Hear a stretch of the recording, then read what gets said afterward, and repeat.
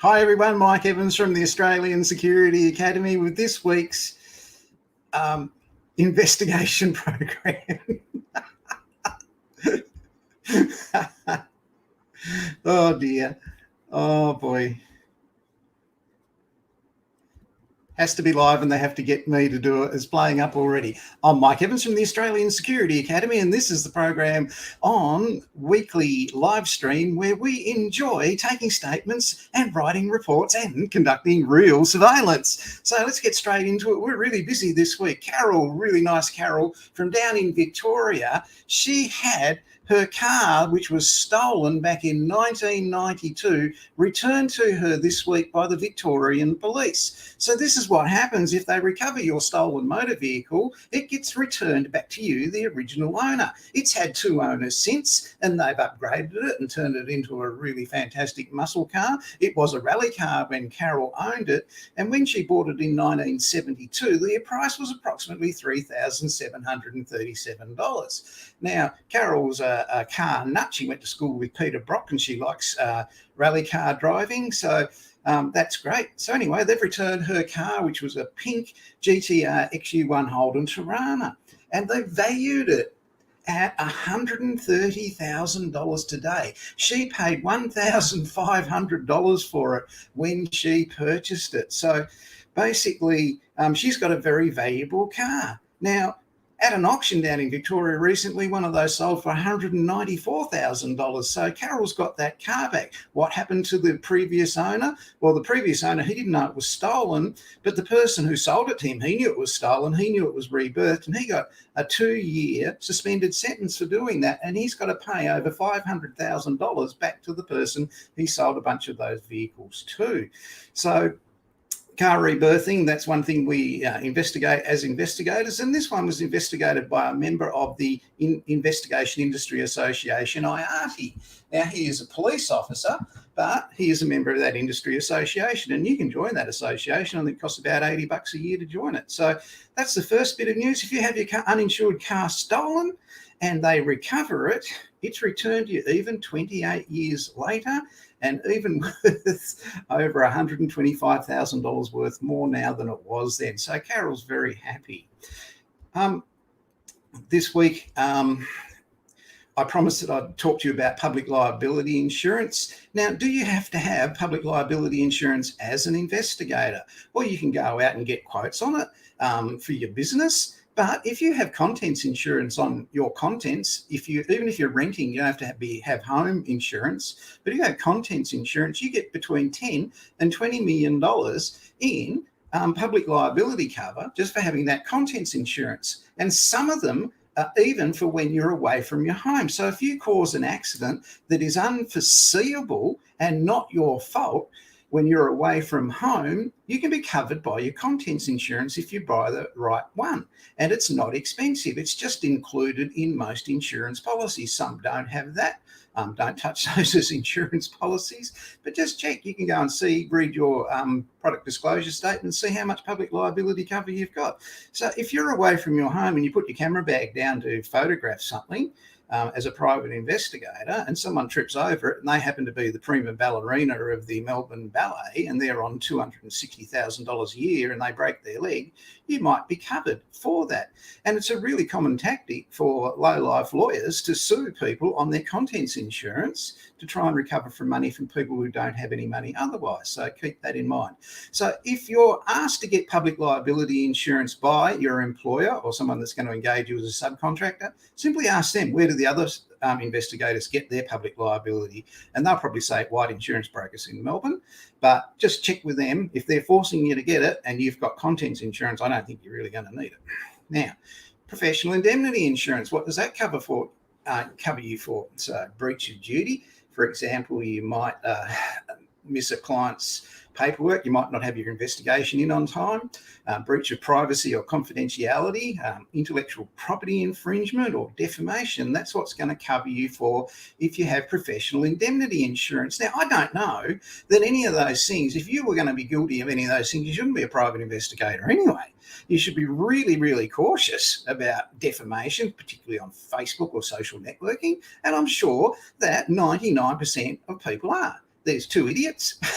They can do what they like. They haven't got any money. So they can pretend to be private investigators. They'll never be able to enforce the insurance, and they can say things on social networking and defamatory things. But you're not going to do that. So really, do you need that professional indemnity insurance? And if you look at what it's not covered for, contractual obligations to someone you're subcontracting to, the second last one on the right, you're not covered for something like that if push comes to shove. So it's very expensive. I don't really know that you'd have to get it. If they're going to force you to get it, ask them where the other investigators get that from. Now, probably our most prolific training we're doing here at the Australian Security Academy at the moment is in this area. Now, this is security vetting, and it's growing. Have a look at this.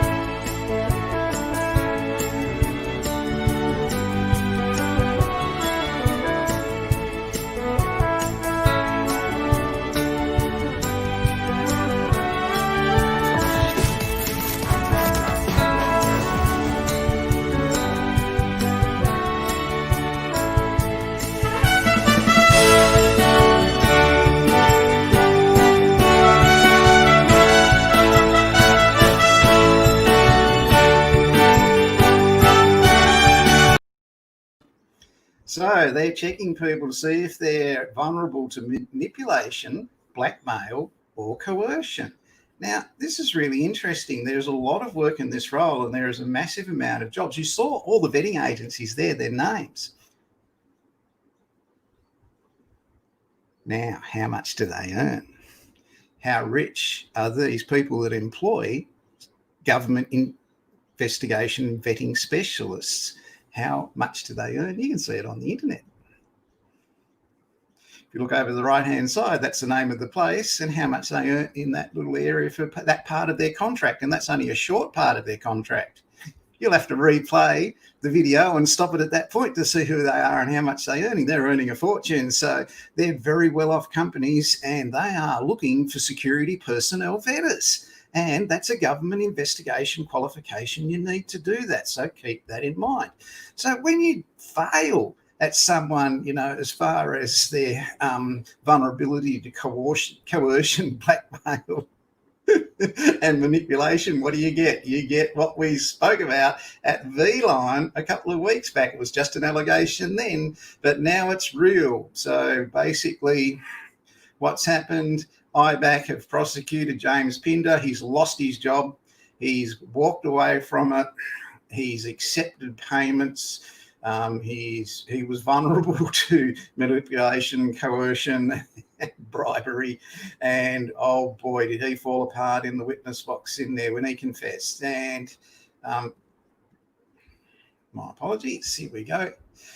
He accepted a $320,000 gift from a cleaning company for his $2.5 million home. Now, there will be taxpayers in Victoria jumping up and down how this government person employed by V-Line accepted that, and how the government let it slide and let him get away with it and make them look like idiots. So you can see here, They weren't even getting the trains cleaned correctly, and he was covering for them. This just gets messier and messier and messier.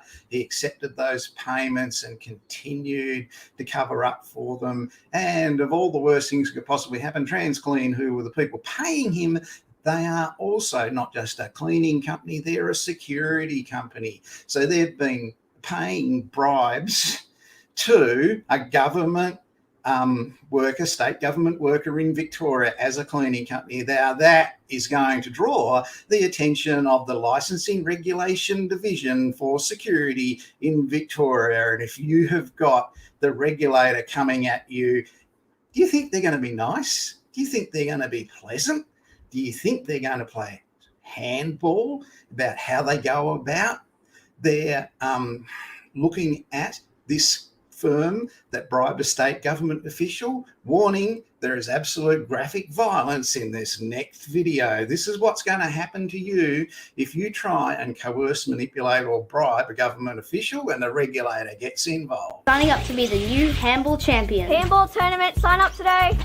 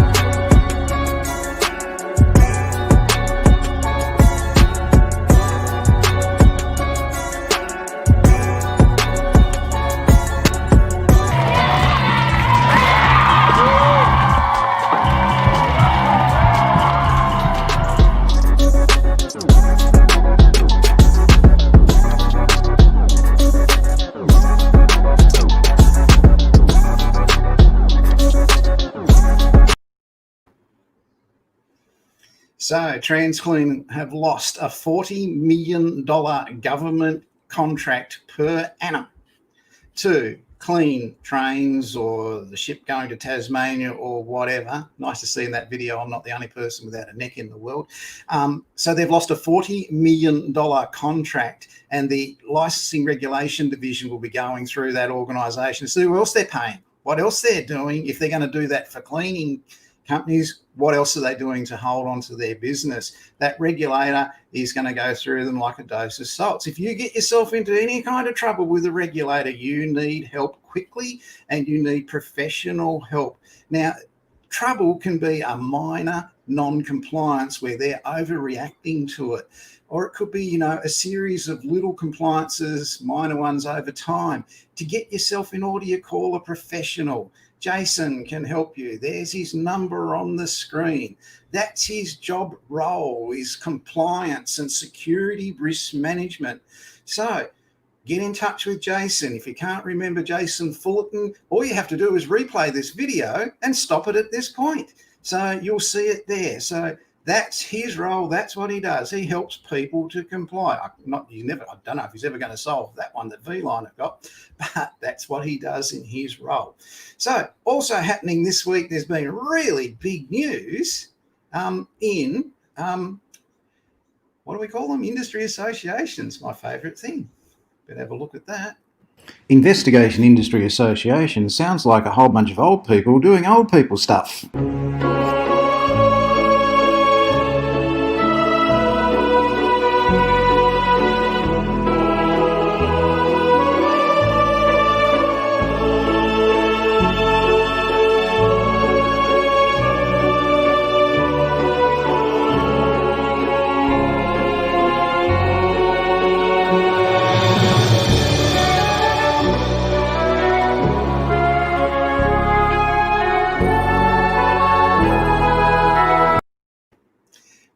the AIPI newsletter came out, sponsored by the Australian Security Academy, right there in the middle. We've been sponsoring the AIPI newsletter for almost 2 years now. That's going to upgrade my AIPI membership for that length of time and that sponsorship. I'm really pleased with that.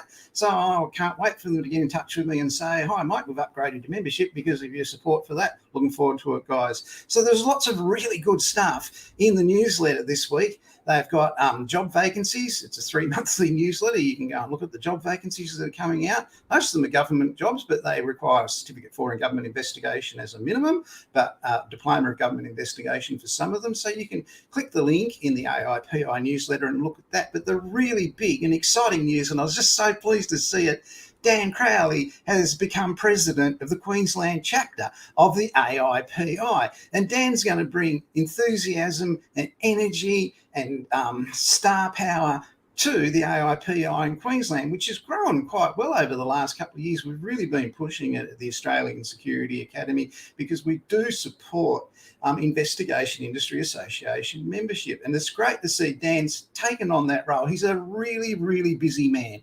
He's got several businesses of his own. If you want something done, you get a busy person to do it. So I'm going to be watching that with much anticipation, and I'm sure Dan will grow it. He'll add energy and enthusiasm, and he'll bring into it, I reckon, some corporate energy that comes from his experience over the years, as well as his experience in surveillance and investigations as an investigation agency at Verifact for many years. Dan's a very well-informed, connected person. He supported me in one of my industry association efforts last year. It was great to have him there and great to have a 5-minute chat. It was very limited time in the time we had, but good on you, Dan. That's great to see that it's your president of the Queensland chapter, mate, and I look forward to working with you in that in the future. So, that's Dan. Now, we've had an incident this week which is always at the back of everybody's mind who's an investigator. We've had a bit of a transgression. So this is what's happened. It's happened not just in New South Wales, but it's also happened in Queensland and South Australia as well. So this guy, he's just graduated from New South Wales Police, and he's gone out and got drunk. And for some reason, he's harassing 2 young ladies. And he's waving his police badge around. He's not in any uniform, and he's trying to get these 2 young ladies who are very frightened and confused, and you would be. Someone's waving a police badge at you. They smell of alcohol, reek of it. And what would you do? They've run into like a foyer of a shop or a hotel to try and get away from him. And a person's watched this from across the road, and he's come along and got involved, and it's got physical. And that person's put this person with the police badge down on the ground. And always be careful of those sliding doors. They're very dangerous. And the police are going to come in a minute and see what's going on. So this guy's, I don't know why he's doing it. I don't know what he thought he was going to do to control these 2 young ladies. And then it's happened up in Queensland, a guy in a uniform. He's got a vicious Alsatian, and he's threatened teenagers he's going to actually make it attack them while he's pretending to be a police officer. And his name's Dominic Fox. Now, again, the police are going to have charged him with impersonating a police officer. That's Dominic Fox. The other guy in New South Wales, he's going to lose his job as a result of getting drunk and flashing that badge around. So these people think because they've got a uniform or a badge, they can control other people. And it's a big issue I have with private investigator badges. Now, you can have one if you want to, and you can wave it around if you want. I don't care. But, just be very careful with that sort of thing. Now, Dominic Fox, in what he's gone and done there, he's really supported me in something I've been telling you about your Victorian Police business investigation business application, which means you have to have a certificate for in security risk analysis. And you have to actually fill in a very complicated form and make it so the police can understand it. And I've told you to use a word liberally in that application form if you're in Victoria. And they went and searched Dominic Fox's house, and they found a whole lot of uniforms and badges and fake firearms and stuff like that. But they also found tactical clothing. Now, this is what the police said, tactical clothing. So there it is. That's the word I've been pushing for the last 2 weeks to put in your application is tactical. So that's something to keep thinking. That's what police use all the time. So consider that for your applications. Down in South Australia, this is fantastic. I love it. they've introduced, you can get a digital license and have it on your phone. So from this day forward, as a private investigator in South Australia, you can actually have a digital license on your phone. So you go and interview someone and they want to see your license, you just pull out your phone and you show it to them. So South Australia are leading the country in that. I'm not aware of any other licensing authority that's doing it. So good on you, South Australia. That's really great. Now, I told you that there was a New South Wales guy waving his badge around, and there was the Queensland guy, Dominic Fox, wearing the uniform and trying to manipulate a couple of young teenagers by pretending he was a police officer. Zinging Ma down in South Australia was charged by the South Australian police because he made an ID card for fun as part of his training that said something about him being a police officer. He was actually instructed to do it in his course. Now, Zinning decided that, he didn't like the fact that he didn't get a conviction. He got a $500 fine. So Zinning decided to represent himself in court and appeal that decision of impersonating a police officer. Now, these other two that have just done it, one's going to lose his job because he was drunk and he actually was a police officer and he was waving his badge around. Okay, the other one was dressing up as a police officer. He's really going to go for a row. There'll be a psychological assessment, I'm sure, on him. But here Zinning was just basically doing something that was part of his course because he was a security officer down there. And he's been charged full on by the police. They've taken him fully to task for impersonating police because he made this ID card. So he went and defended himself. And this is what the magistrate said. He said it'd be harsh and unreasonable in many situations for someone to have to point to a law authorising their possession of a part of a police uniform, like a dry cleaner or a tailor. They've got to repair those things. And if they're in possession of it, they're not pretending to be police. So even though Zinning Ma was in possession of this thing he printed out, he wasn't really pretending to be police. Now, the magistrate looked at it this way, even without referring to the principle of legality. This is obviously not what Parliament intended. Now, this is really important for you as an investigator. He has looked here at what the purpose approach is when a magistrate makes their decision. They've got 4 different approaches. One is the purpose approach. He said Parliament didn't intend every tailor, every dry cleaner, every laundry to get into trouble for having a piece of police uniform, nor a piece of police identification made in a course. So he could do that, or she could do that, the magistrate said. Now, the magistrate could have applied the literal rule and said, yep, that's right, $500 stand, and I think I'll make a conviction as well. So there's the purpose approach, what Parliament intended, the literal rule, what the legislation says. There's also the golden rule. Now, the golden rule is there in case the literal rule is absurd. For example, if a son murders his mother and he is the only heir and he gets to inherit all her rich estate, now the court won't have that son benefiting from that crime. So they have the golden rule where they can change that absurdity and not give him any inheritance as a result of killing his parents or his mother.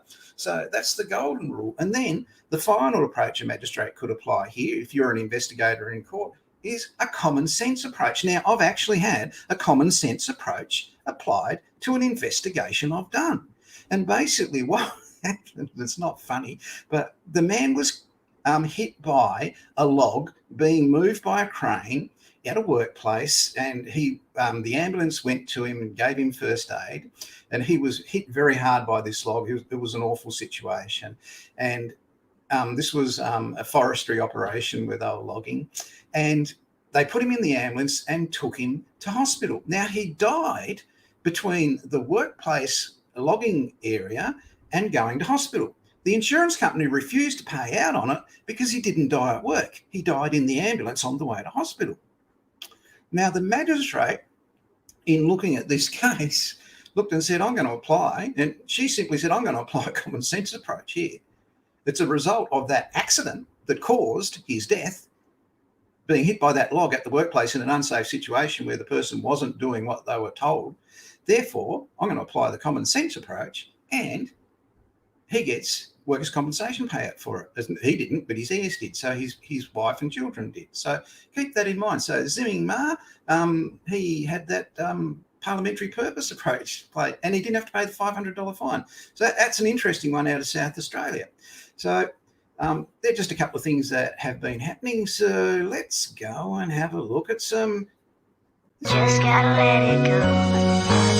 I often sit and wish that I could just change my past. To think about you, Dad, there's so much shit that I could ask. Like, why am I still haunted by the day that you left? Well, we've got a bush and rural surveillance program coming up in Tasmania in 2 weeks' time. So not next week, but the week after, we'll be down there on bush and rural surveillance. So looking forward with everybody down there. And while we're looking at that in a minute, let's have a look at some of the positions vacant that are out there today, this week. So this one's an investigator for heavy vehicles in New South Wales. They want an investigator with experience in heavy vehicles, so have a look at that. If you've got a certificate for in government investigation, you have a really good chance of getting that job. Down in Victoria, WorkSafe are looking for an inspector in Essendon Fields. You'll need a certificate for in government investigation, and they'll probably put you through the diploma at work. WorkSafe are also looking for an investigator in Narre Warren.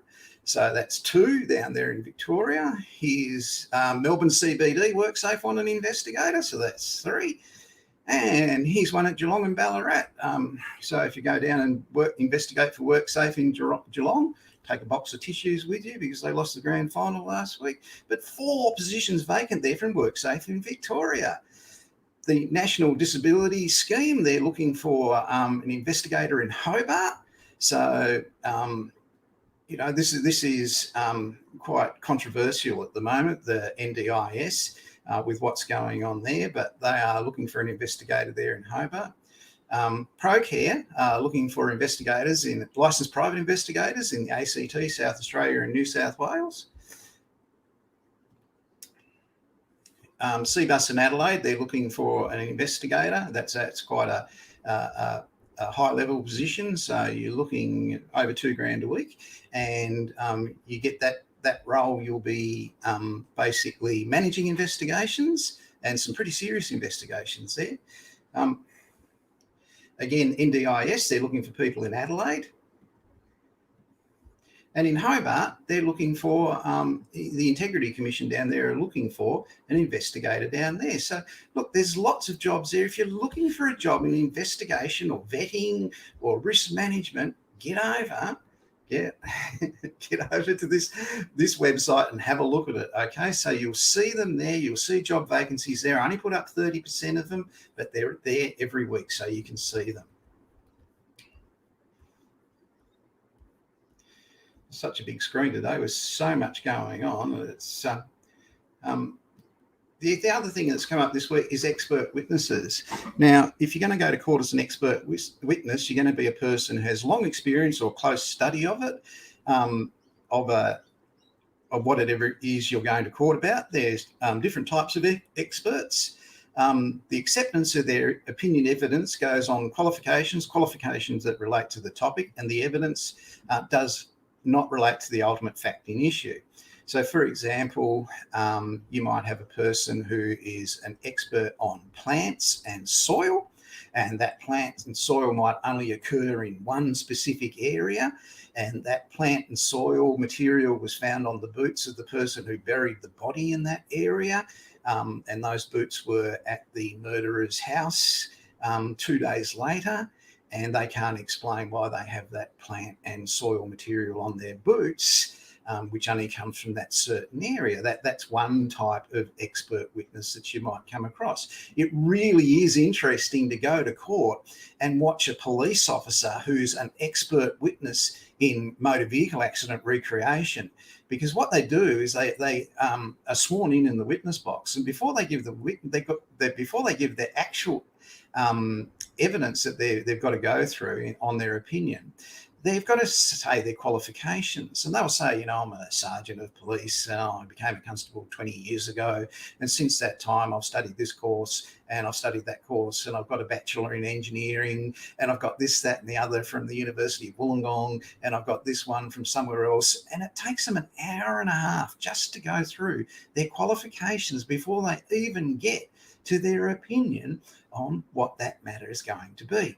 So really interesting thing to watch an expert witness in action. I've been asked to do it a couple of times about the security industry, but I've provided information to the people that have asked me, but I haven't done it. I really try and avoid going to court as much as I can. I go to court a lot.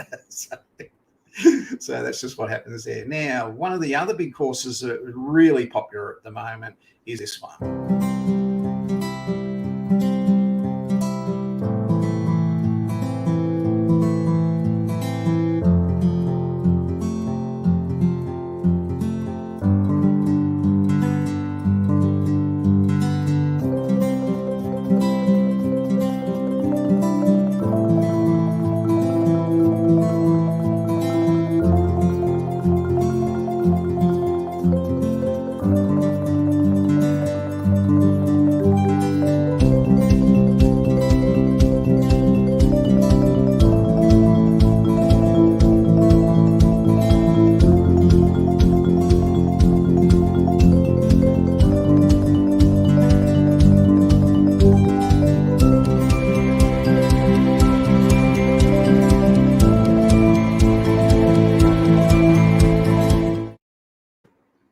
Okay, so security risk analysis is super popular at the moment. We have people studying. We had 3 people graduated from this week that started earlier this year. They did a really great job in studying that program. They're going to, when they go out into the workforce, they're going to either have a Victorian business license as a result of getting that qualification, or they're going to have a New South Wales 2A consultant's license out of getting that qualification. So really valuable qualification. There's only 200 of people with that 250, with that qualification in New South Wales, 2A consultants. So there's not a lot of them, but I'll tell you what, when you get it, it's very valuable. There's a lot of industries you can work in.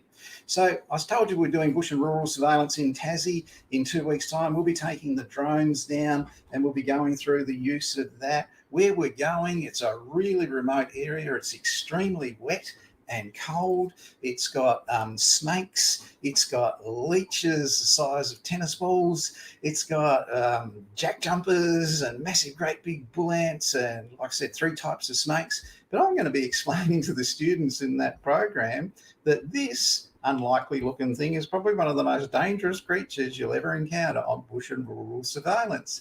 And when I get away from the bush and rural surveillance on the Friday that I'm down there, I'll tell you why they are dangerous when you're doing surveillance in the bush. They don't seem to be real dangerous, but my word, when you encounter them and see the size of them, you'll understand. So it's been a really busy week in investigations this week. There's one I've really got to bring up that really caught my eye. This is one of our teachers. She was at the footy last Saturday, and while she was at the footy, she put up a photo of the 2 teams there. This is in Brisbane. The game was in Brisbane, the AFL. And this teacher was an incredible teacher. Whenever she taught for us, she'd have a room full of claims managers, insurance claims managers. She'd have them eating out of the palm of her hand. Now, when you have claims managers, you're probably 85% of the room's female. This is a female teacher, and she was going through a presentation about when you're an investigator, how you're confidential and how it's more important to listen than anything else. And she gave the example of if you go up and ask my mother about the speed that car was going when it drove down the hill, she will give you an answer. So everybody sort of thought, oh, yeah, right. And she said, you know why she will give you an answer? And they go, no. And she said to the class, because she thinks she has to. Now think about that. When someone asks you something about the outcome of a claim you're investigating, you don't know what it's going to be. In fact, 98% of the claims you investigate, you won't even know what the outcome is because they'll sign a confidentiality agreement in relation to it. So you just simply have to say to the person, I don't know. Because you don't know, because you don't have to give an answer. You don't have to seem like the expert on that sort of thing. So that's really important. If someone says to you, what will be the outcome, that you don't go and buy in on that outcome. So keep that in mind. There was a job I forgot to say, and it's one of my big clients, and I really am upset with myself for not mentioning it. Lynn Fox are after an investigator. That's what they want. They use investigators extensively. Now, you've got to imagine this is a transport industry, and transport is probably one of the more vulnerable security risk management places that you're going to come across. So Lynn Fox are looking for an investigator. Again, just Google Lynn Fox, it'll be on their website, and have a look for that one. So people, that's our program for today. Oh, I did forget, down in the Hunter Valley this week, there was a break and enter steal into a shop, and a whole bunch of cowboy hats were stolen. Now, it's not going to be unusual to see people wandering around the Hunter Valley in a whole bunch of cowboy hats. That's par for the course in the Hunter, but keep your eyes out down there for someone selling cheap hats in the pub. It was really great to see Carol get her car back 28 years after it was stolen. The person who purchased it off the thief who rebirthed it, that person has to pay back that person $500,000. And look, he's probably a rebirthing expert, so paying the money back's not going to be all that hard. And the courts will enforce that, and they will come along and they'll be playing rugby while he's trying to play handball, so keep that in mind. So that's our show for the week this week, people. If you need any form of compliance or security risk assessment help, get in touch with Jason. If you can't remember it, just remember I can replay this video at any time and get in touch with Jason, and there's his contact details there. You'll see Jason and I every Tuesday afternoon in our new program, No Risk, where we talk about compliance and risk all the time. So get in touch with him if you have a compliance issue. You've got non-compliances, Jason's the man to help you out. Doesn't matter where you are, Jason will be able to help you. So that's our program for the week this week. People really looking forward to going to Tassie on our bush and rural surveillance program. It's a private government department program. We have some 11 people in that program in the wettest part of Tassie, full of leeches and snakes, that sort of thing. So as usual, and as is common, I'm going out with my favourite investigators, my Koreans. That's it from me.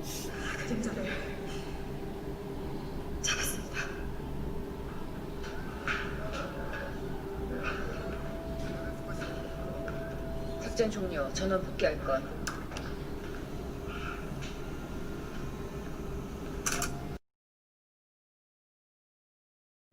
That's mission complete and all units return to the base. I'm Mike Evans from the Australian Security Academy. And please, people, always ensure that if you're going to engage an investigator, make sure they are a state licensed investigator, and don't ever engage an investigator who isn't licensed. I'm Mike Evans.